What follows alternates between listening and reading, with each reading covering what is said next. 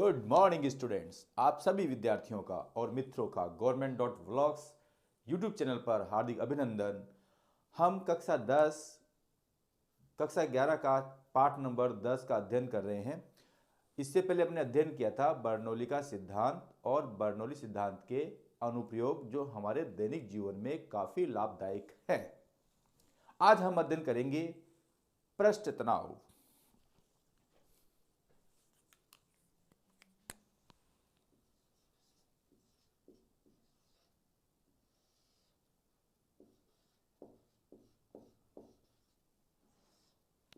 अंग्रेजी में कहते हैं सरफेस टेंशन।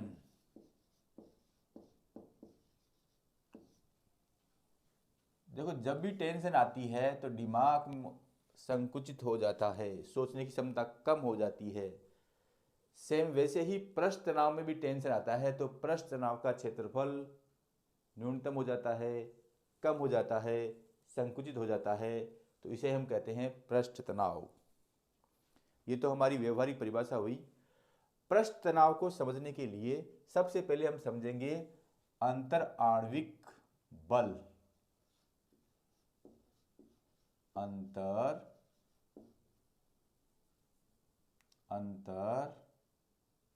अंतराण्विक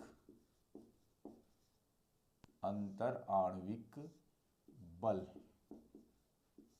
अंग्रेजी में कहते हैं इंटर मोलिक्यूलर फोर्स।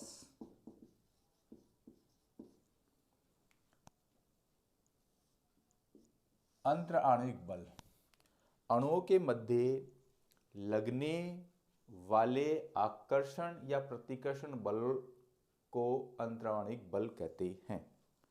अणुओं के मध्य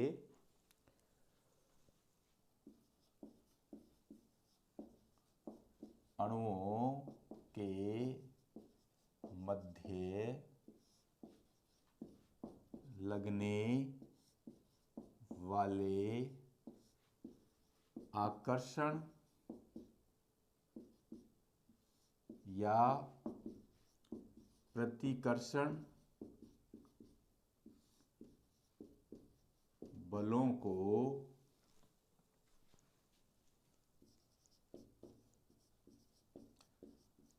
अंतराण्विक बल कहते हैं। अंतराण्विक बल कहते हैं। देखो, अंतराण्विक बल आकर्षण प्रकृति का भी हो सकता है और प्रतिकर्षण प्रकृति का भी हो सकता है। इनकी प्रकृति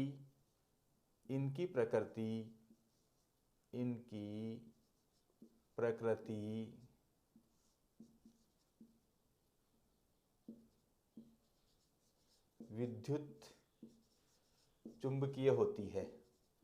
इनकी प्रकृति विद्युत चुंबकीय होती है। अंतराण्विक आकर्षण बल दो प्रकार के होते हैं। अंतराण्विक आकर्षण बल दो प्रकार के होते हैं। अंतराण्विक आकर्षण बल दो प्रकार के होते हैं।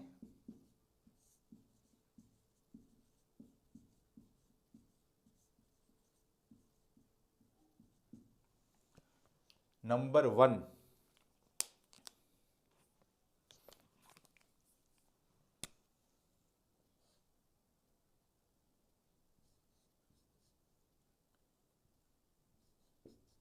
सहसंजक बल।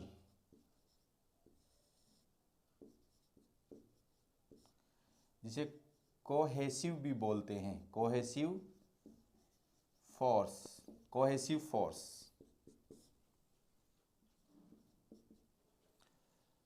समान अणुओं के मध्य लगने वाले बल को सहसंजक बल कहते हैं।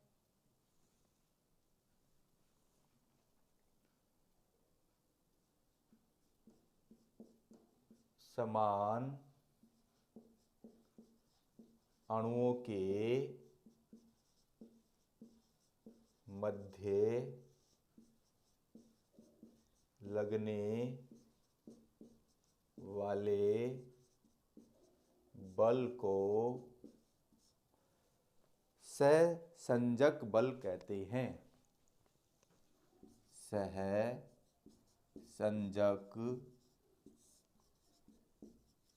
बल कहते हैं। उदाहरण के लिए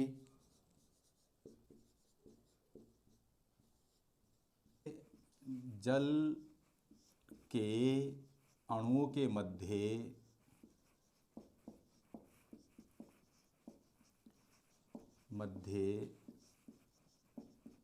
लगने वाला बल सहसंजक बल होता है।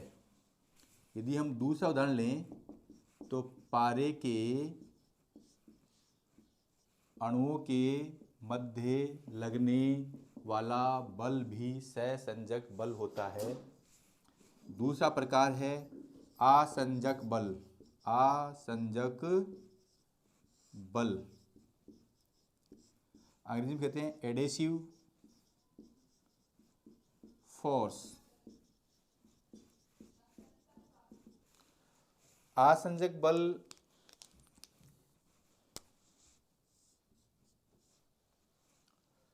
दो भिन्न प्रकार की अणुओं के मध्य लगने वाले आकर्षण बल को आसंजक बल कहते हैं। दो भिन्न प्रकार के अणुओं के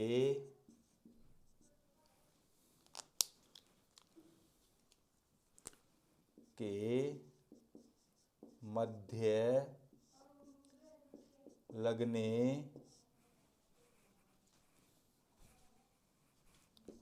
वाले बल को आसंजक बल कहते हैं। आसंजक बल या एडेसिव फोर्स कहते हैं।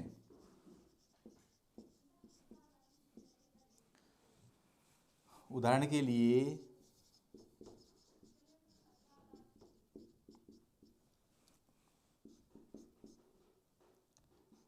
कागज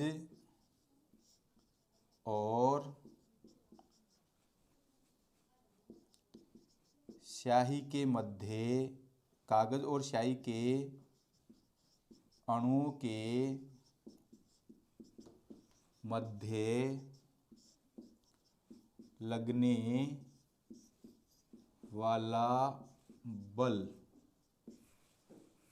जैसे बोर्ड के अणु और मार्कर के अणुओं के मध्य लगने वाला बल भी क्या होता है? आसंजक बल होता है। यदि ये आसंजक बल नहीं होता तो मैं मार्कर द्वारा बोर्ड पर नहीं लिख पाता। दूसरा, पानी और कांच के अणुओं के मध्य लगने वाला बल को भी हम आसंजक बल कहते हैं। प्यारे बच्चों, जैसे मान लो कि ये कोई कांच की छड़ है या कोई कांच का टुकड़ा है, कांच की छड़, यहाँ पर एक पारे की बूंद है और यहाँ पर एक द्रव की बूंद है, या पानी की बूंद ले लेते हैं इसको, पानी की बूंद, और ये है पारे की बूंद। देखो, पारे की बूंद, छोटी बूंद तो गोलाकार होती है और बड़ी बूंद चपटाकार होती है, क्योंकि उसके मध्य आकर्षण बल लगता है। यहाँ पर सहसंजक बल अधिक है, सहसंजक बल अधिक है, और यहाँ पर आसंजक बल अधिक है, जिसके कारण पानी की बूंद कांच पर फैल गई है। पानी की बूंद कांच पर फैल गई है। यहाँ पर सहसंजक बल ज़्यादा है, इसलिए पानी की बूंद कांच पर नहीं फैल पा रही है। अब आप इसका स्क्रीनशॉट ले सकते हैं।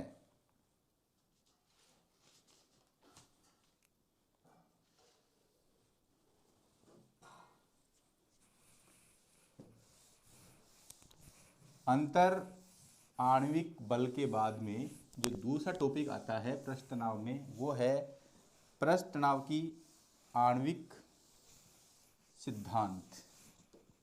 पृष्ठ तनाव का आणविक सिद्धांत। पृष्ठ तनाव का आणविक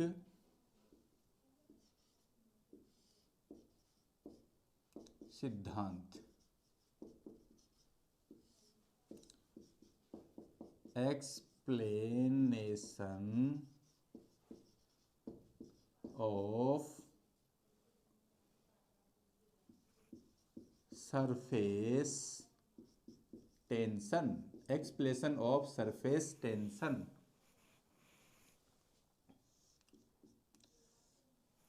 पृष्ठ तनाव की अवधारणा सबसे पहले लाप्लास ने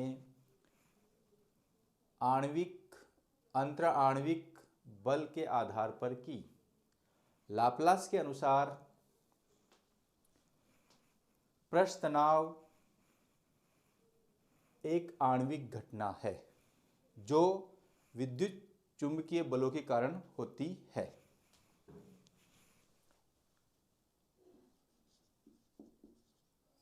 पृष्ठ तनाव की पृष्ठ तनाव का आणविक सिद्धांत। पृष्ठ तनाव की अवधारणा सबसे पहले लाप्लास ने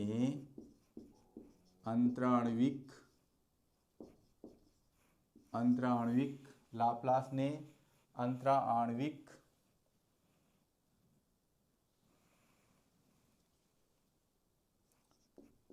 बल के आधार पर की। लाप्लास के अनुसार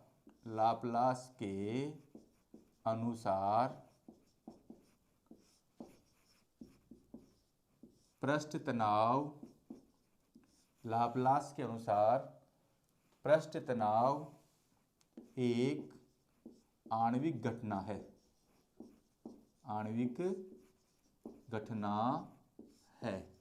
देखो प्यारे बच्चों, इसी चीज को लाप्लास की बात को स्पष्ट करने के लिए ही सबसे पहले मैंने अंतर आणविक बल का अध्ययन किया है, ताकि टॉपिक में क्लियरिटी आए और इसकी टॉपिक की फीलिंग्स आपको आए। और टॉपिक्स की फीलिंग्स करवाना ही टीचर का मेन उद्देश्य है। एक आणविक घटना है जो विद्युत चुंबकीय बलों के कारण होती है। जो विद्युत चुंबकीय बलों के कारण होती है।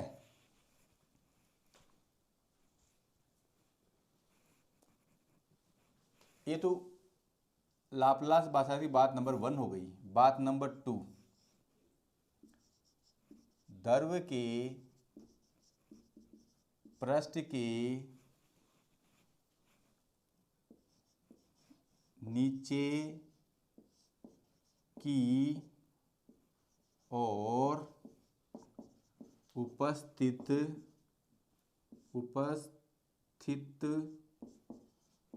अणुओं पर द्रव के पृष्ठ के नीचे की ओर उपस्थित अणुओं पर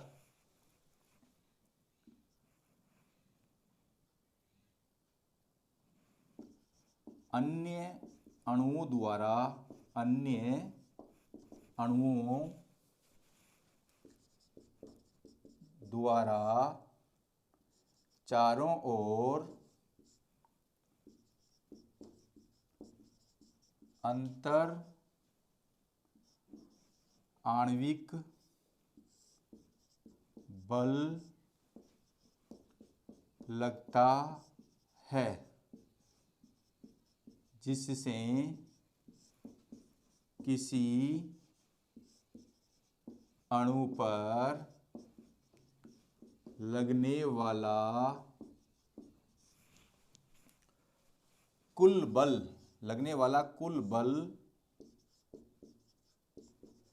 शून्य होता है।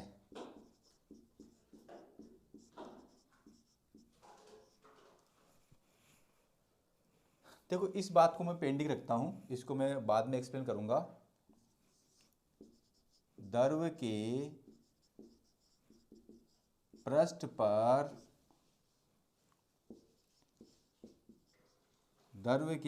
पर उपस्थित अणुओं पर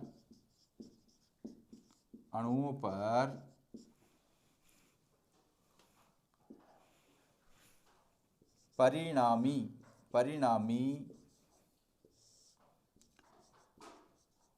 अंतराण्विक बल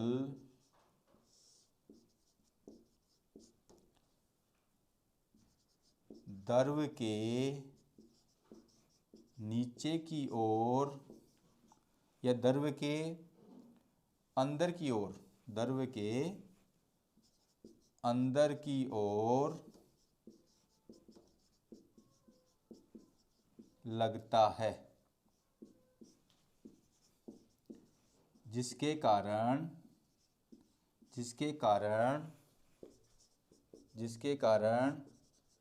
द्रव के पृष्ठीय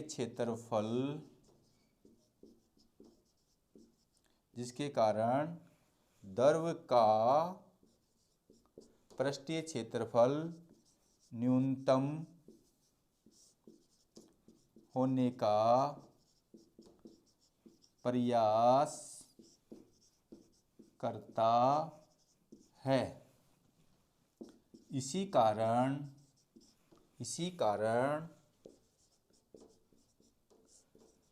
पृष्ठ तनाव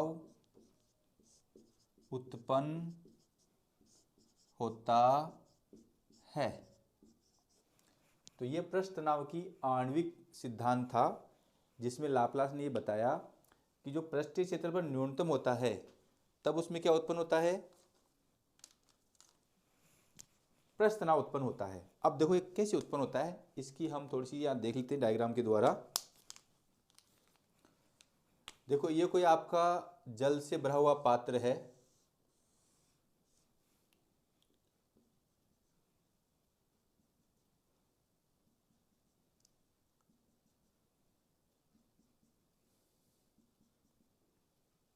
अंतराणु जो बल होते हैं, विद्युत चुंबकीय बल होते हैं, ये बात हमने पहले ही स्पष्ट कर दी थी, या लाप्लास भाई साहब ने स्पष्ट कर दी थी। अब देखो, जो दूसरी बात है, द्रव के पृष्ठ के नीचे की ओर उपस्थित अणुओं पर, जैसे मान लो द्रव के पृष्ठ के नीचे ये अणु उपस्थित है, इस अणु के पास में ये भी अणु है, ये भी अणु है, ये भी अणु है, ये भी अणु है, ये भी अणु है। अन्य अणुओं के द्वारा चारों ओर, इधर भी बल लगेगा, इधर भी बल लगेगा, इधर भी बल लगेगा, इधर भी अंतराणु बल लगेगा, इधर भी अंतराणु बल लगेगा, और जिसके कारण किसी अणु पर लगने वाला कुल बल क्या होता है, कुल बल जो होता है वो आपका क्या होता है, शून्य होता है। कुल बल क्या होता है, शून्य होता है। तीसरी बात, द्रव के पृष्ठ के ऊपर, जैसे मान लो कि द्रव के पृष्ठ के ऊपर ये कोई बिंदु है, इस बिंदु की वजह से यहाँ पर अंतराणु बल लगेगा, यहाँ पर लगेगा, यहाँ पर लगेगा और यहाँ पर लगेगा। जैसे ये यहाँ पर यूँ लग गया, ये यूँ लग गया, ये यूँ लग गया, ये यूँ लग दिया, ये यूँ लग दिया, परंतु परिणामी अंतराणविक बल द्रव के अंदर की ओर लगता है।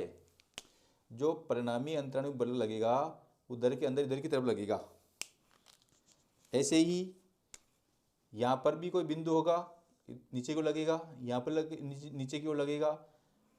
ये मैं इसलिए समझा रहा हूँ कि आगे के प्रयोगों में हमें ये चीज़ काम आने वाली है। तो द्रव के पृष्ठ पर उपस्थित अणुओं पर परिणामी अंतराणुविक बल द्रव के अंदर की ओर कार्य करता है, जबकि द्रव के पृष्ठ के नीचे की ओर उपस्थित अणुओं पर अन्य अणुओं द्वारा चारों ओर अंतराणुविक बल लगता है, जिससे अणु पर लगने वाला कुल बल 0 होता है। अब आप इसका स्क्रीनशॉट ले सकते हैं।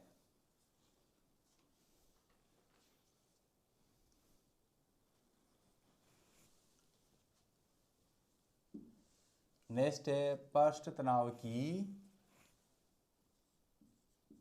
परिभाषा।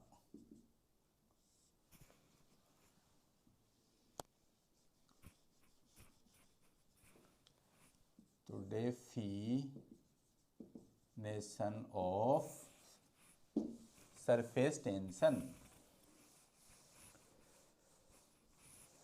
पृष्ठ तनाव के आणविक सिद्धांत से स्पष्ट हो गया है कि जब द्रव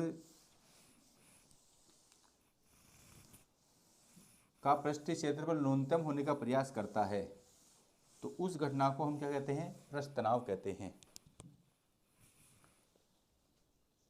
तो द्रव का वह गुण जिससे वह अपना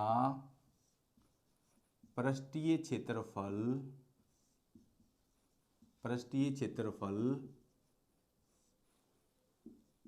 न्यूनतम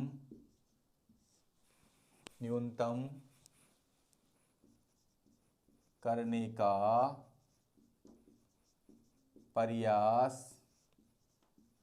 करता है तथा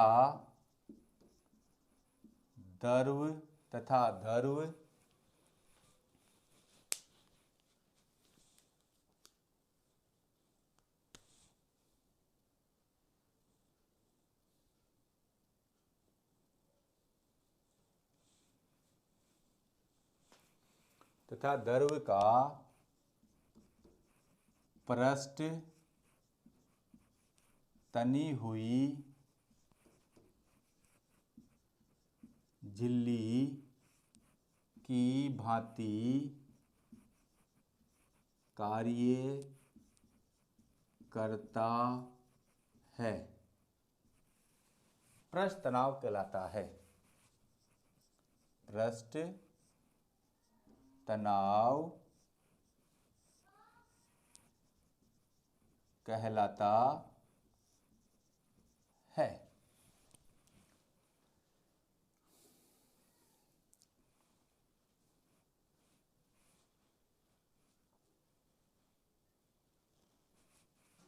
देखो,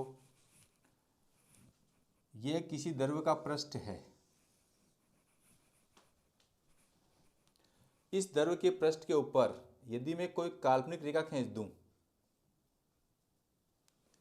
तो द्रव के पृष्ठ पर खींची गई काल्पनिक रेखा के लंबवत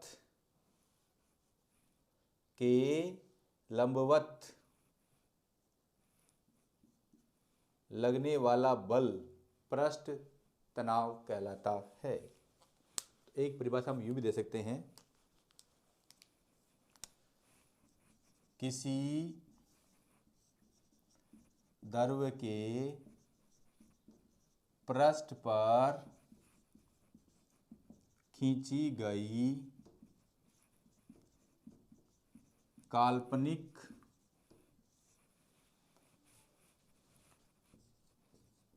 रेखा के लंबवत, किसी द्रव के पृष्ठ पर खींची गई काल्पनिक रेखा के लंबवत लगने वाला बल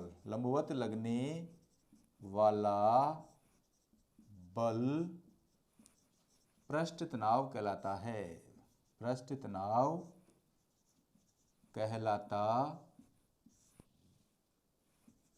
है। माना काल्पनिक रेखा की लंबाई, माना काल्पनिक रेखा की लंबाई L वह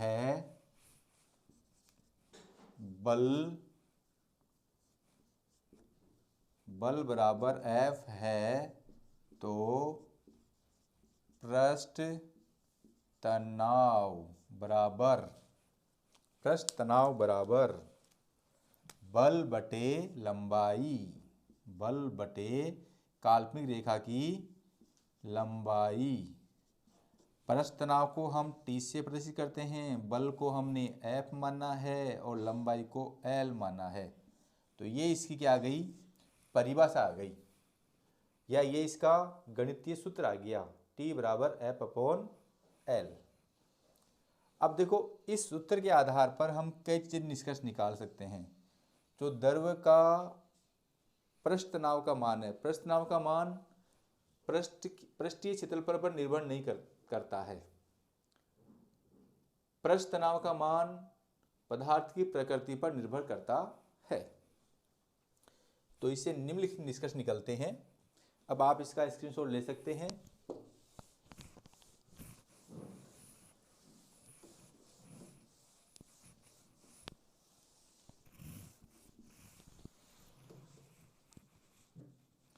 मैं इसको भी साफ कर देता हूं।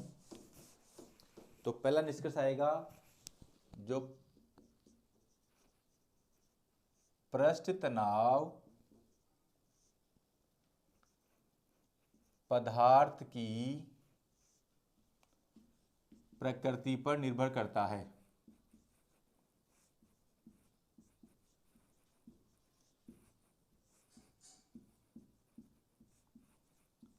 पृष्ठ तनाव पदार्थ की प्रकृति पर निर्भर करता है। पृष्ठ तनाव का मान पृष्ठीय क्षेत्रफल पर निर्भर नहीं करता है। और तीसरी बात है, पृष्ठ तनाव की इकाई, तो पृष्ठ तनाव को टी की इकाई वही होगी जो F/L की इकाई है। F/L की इकाई कह दीजिए, मात्रक कह दीजिए, या यूनिट कह दीजिए। तो हम ये जानते हैं कि F की विमा MKS पद्धति में न्यूटन होती है और L लंबाई की विमा मीटर होती है। तो पृष्ठ तनाव की इकाई होगी न्यूटन मीटर। इसे हम जूल प्रति मीटर स्क्वायर भी लिख सकते हैं। ये भी आपकी MKS पद्धति में ही है। T की इकाई CGS पद्धति में, T की इकाई CGS में, तो देखो MKS में न्यूटन तो CGS में डाइन, MKS में मीटर तो CGS में सेंटीमीटर, जूल तो ये हो जाएगी अर्ग, ARGE अर्ग सेंटीमीटर स्क्वायर। ये किस में हो गई, CGS में। चौथा पॉइंट है, पृष्ठ तनाव की विमा, पृष्ठ तनाव की विमा अर्थात T की विमा वही होगी जो F/L की विमा है। F/L की जो विमा होगी वही T की विमा होगी। F की विमा हम जानते हैं M1 L1 T-2 और लंबाई विमा L1 होती है। ये L1 ऊपर चल जाएगा, L1 -1 T-2, तो ये जाएगा M⁻1 L⁻0 T⁻²। ये हुई पृष्ठ तनाव की विमा।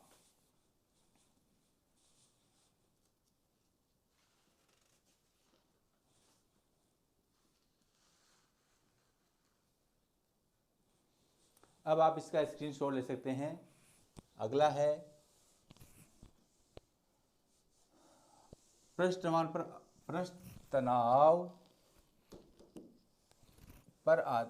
तनाव पर आधारित प्रभाव। पृष्ठ तनाव पर आधारित प्रभाव। पृष्ठ तनाव पर आधारित प्रभाव या उदाहरण। पृष्ठ तनाव पर आधारित प्रभाव निम्नलिखित हैं या पृष्ठ तनाव पर आधारित उदाहरण निम्नलिखित हैं। पहला,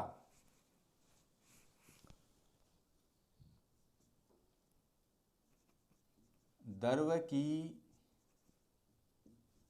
छोटी बूंदें तथा साबुन के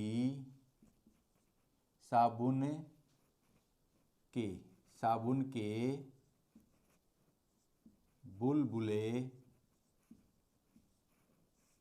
गोलाकार होते हैं।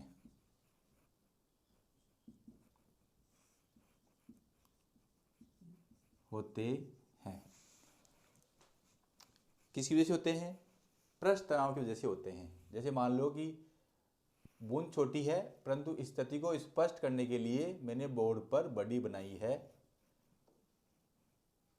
द्रव की छोटी बूंद की पृष्ठ की सतह पर अंदर की ओर बल लगता है, जिससे वो क्या होती है? छोटी हो जाती है। दूसरी, पारे की छोटी बूंद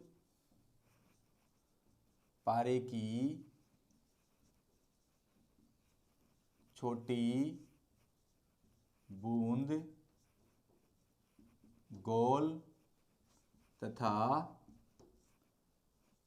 बड़ी बूंद चपटी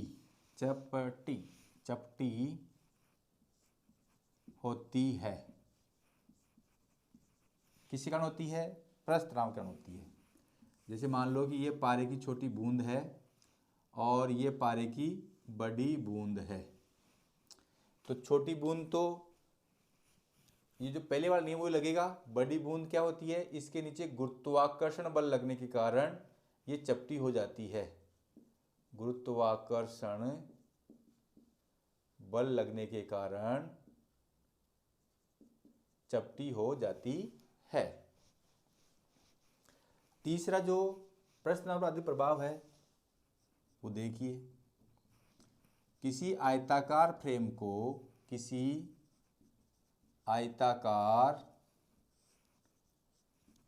को साबुन के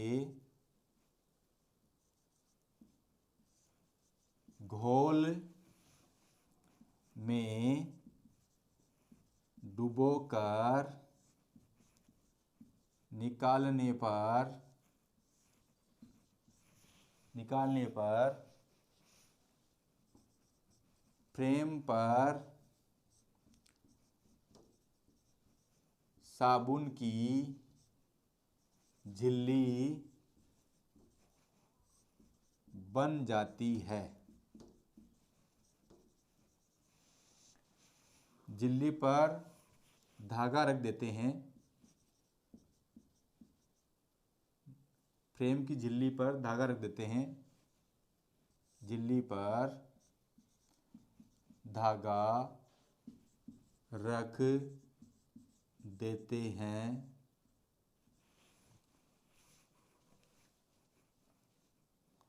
धागे के अंदर के पृष्ठ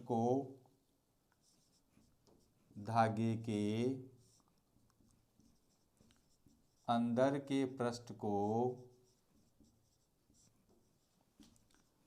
आलपिन से हटाने पर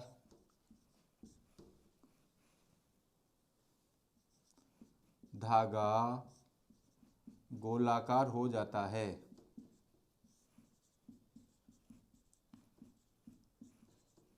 किस वजह से होता है? पृष्ठ तनाव कारण से होता है। अब देखो चित्र के माध्यम समझो।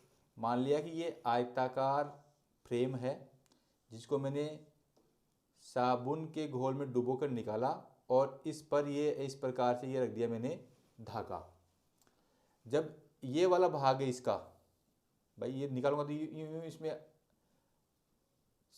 साबुन का घोल लग जाएगा, ऐसे ऐसे करके यह साबुन की झिल्ली बन जाएगी। अब उस साबुन की झिल्ली को मैं आलपिन से हटाऊंगा या से हटाऊंगा तो इसके बाहर की ओर बल लगेगा जो इस धागे की जो अव्यवस्थित आकृति है इसे किस में कन्वर्ट कर देगा? गोलाकार आकृति में कन्वर्ट कर देगा। इधर यूं बल लगेगा इसके ऊपर। जैसे ही मैं साबुन की झिल्ली को हटाऊंगा तो बाहर की तरफ बल लगेगा और इसकी शेप इस शेप से गोलाकार शेप में बदल जाएगी।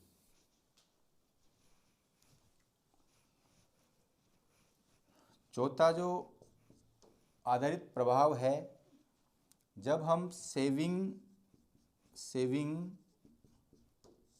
या पेंटिंग ब्रश को पानी में डुबाने पर, सेविंग या पेंटिंग ब्रश के बालों को पानी में डुबाने पर एक दूसरे से अलग अलग होते हैं। ये थोड़ी लैंग्वेज गलत हो गई। सेविंग या पेंटिंग ब्रश के बाल पानी में डुबाने पर एक दूसरे से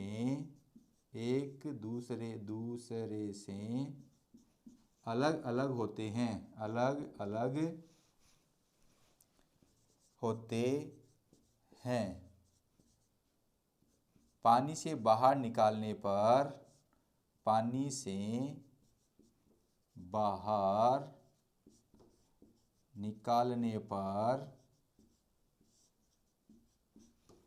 एक दूसरे से चिपक जाते हैं, किस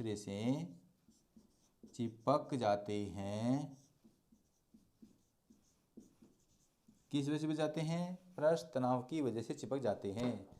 और पृष्ठ तनाव क्या होता है कि पृष्ठीय क्षेत्रफल न्यूनतम होने का प्रयास करता है। पृष्ठीय क्षेत्रफल न्यूनतम होने का प्रयास करता है। जैसे मान लो कि ये कोई पानी से भरा हुआ टब है या कोई पात्र है, इसमें ये पानी भरा हुआ है।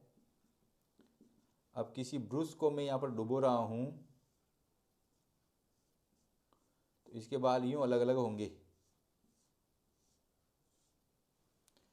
और जब इस पानी के टैंक से ब्रश को बाहर निकालूंगा, जैसे मान लो इस ब्रश को मैं बाहर निकाल रहा हूँ तो इसके बाल यूं से चिपके होंगे, यूं चिपके होंगे। तो देखो पहले पृष्ठ तनाव पानी के अंदर ज़्यादा था, जैसे हमने बाहर निकाला तो इसका पृष्ठीय क्षेत्रफल न्यूनतम होने का प्रयास करता है। जब किसी द्रव का पृष्ठीय क्षेत्रफल न्यूनतम होने का प्रयास करता है तो उसे हम कहते हैं पृष्ठ तनाव। तो ये घटना भी पृष्ठ तनाव पर आधारित है।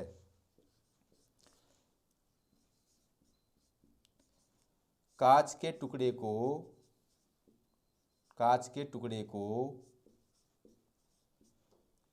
जलाने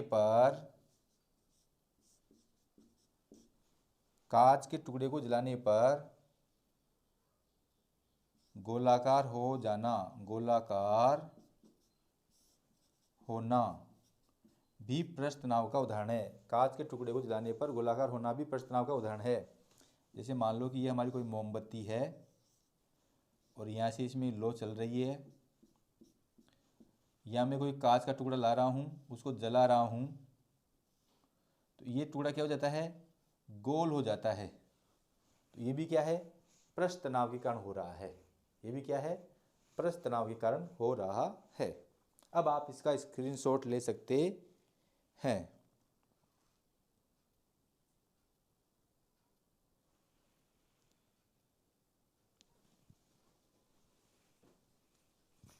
ऐसे और भी बहुत सारे उदाहरण हैं, जैसे कपूर के टुकड़ों को जल की सतह पर ले जाने पर कपूर के टुकड़े जल की सतह पर नाचने लग जाते हैं। ये भी क्या है, पृष्ठ तनाव का ही उदाहरण है। अब पृष्ठ तनाव की निर्भरता, कि पृष्ठ तनाव कहाँ कहाँ पर निर्भर करता है। पृष्ठ तनाव की निर्भरता, पृष्ठ तनाव की निर्भरता। पृष्ठ तनाव निम्नलिखित पर निर्भर करता है। नंबर 1, सहसंजक बल। सहसंजक बल, वे घटक जो अणुओं के मध्य सहसंजक बल को घटाते हैं या बढ़ाते हैं। वे घटक जो अणुओं के मध्य सहसंजक बल को बढ़ाते हैं या घटाते हैं, वो पृष्ठ तनाव को भी बढ़ाएंगे और घटाएंगे। वे घटक जो अणुओं के मध्य सहसंजक बल को घटाते हैं या बढ़ाते हैं, तो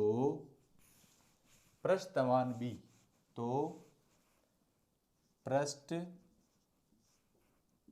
तनाव क्रमशः बढ़ता या घटता है। सहसंजक बल का मान बढ़ेगा तो पृष्ठ तनाव बढ़ेगा, सहसंजक बल घटेगा तो पृष्ठ तनाव भी घटेगा। दूसरी निर्भरता है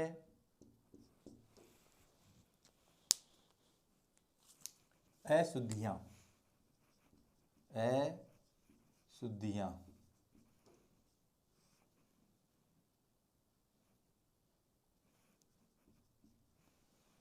अशुद्धियां यदि द्रव में घुलनशील है तो पृष्ठ तनाव बढ़ता है। अशुद्धियां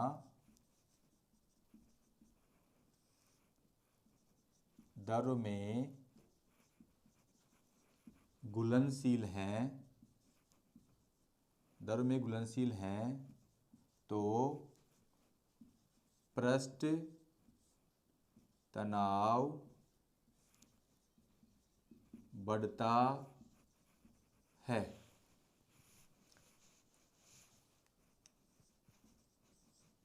अशुद्धियां द्रव में अघुलनशील हैं,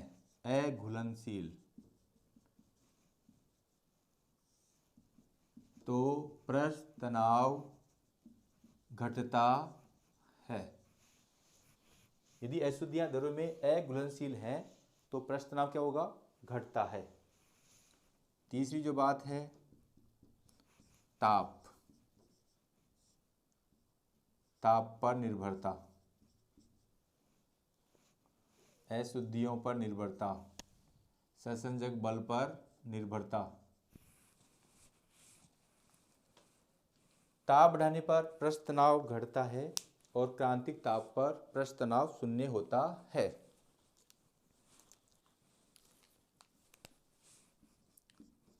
ताप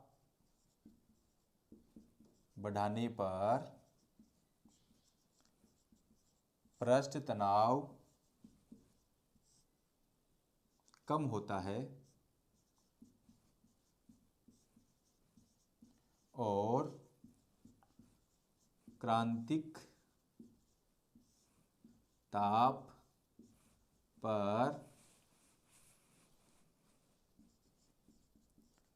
पृष्ठ तनाव शून्य होता है।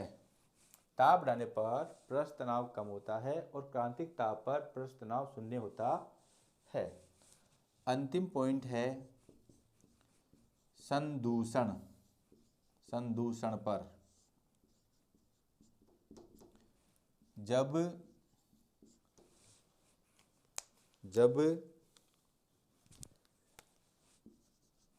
द्रव की पृष्ठ पर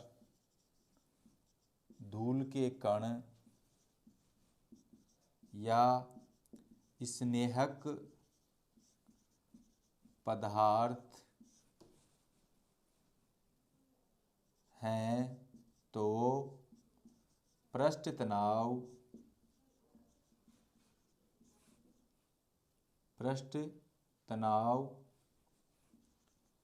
घटता है।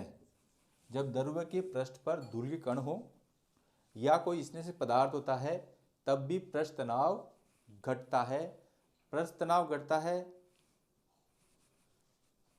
तो यह है पृष्ठ तनाव पर आधारित कुछ प्रभाव या पृष्ठ तनाव पर आधारित निर्भरता।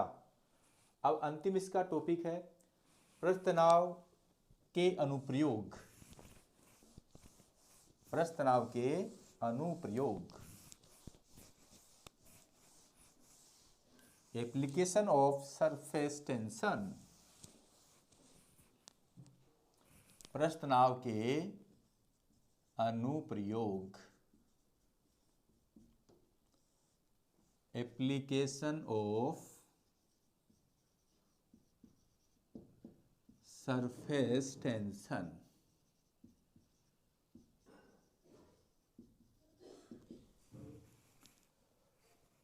डियर स्टूडेंट्स, पृष्ठ तनाव के अनुप्रयोग निम्नलिखित हैं। हमारे दैनिक जीवन में पृष्ठ तनाव का हम भरपूर इस्तेमाल करते हैं। उदाहरण के लिए जब हम मैले कपड़ों को धोते हैं तो मैले कपड़ों पे जो मेल होता है वो कपड़े के अंदर इस प्रकार से लग जाता है। ये यहाँ पर मेल लगा हुआ है, ये यहाँ पर मेल लगा हुआ है, ये यहाँ पर मेल लगा हुआ है। जब हम साधारण पानी से मैले कपड़े को साफ करते हैं तो साधारण पानी इनके सरफेस से लुढ़क जाता है, अर्थात ये मेल वाले भाग को साधारण पानी गीला नहीं कर पाता है। परंतु जब इस हम साधारण पानी में अपमार्जक अर्थात डिटर्जेंट